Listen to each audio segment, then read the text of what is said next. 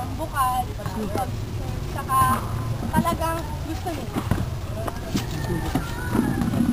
Assistant youth leader ako dito sa komunidad, saka assistant coordinator dito sa Simbakan.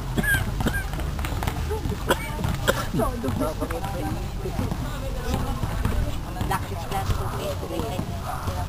Ano? Napunta ko dito. Sige na, sige na. Sige na. Bisa mo. Bisa mo nyo. Mag-init ako sa'yo.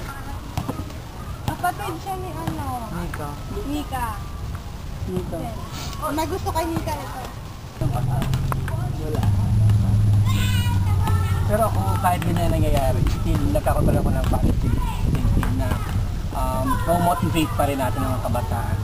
Particularly, iniisip ko din kasi, kung laging ganyan ang kabataan, siguro isang challenge yun sa isang youth leader kung ano ang gagawin para ma-motivate, para mag-participate yung kabataan. Tingnan natin, ano nangyari sa LYO ngayon? Siguro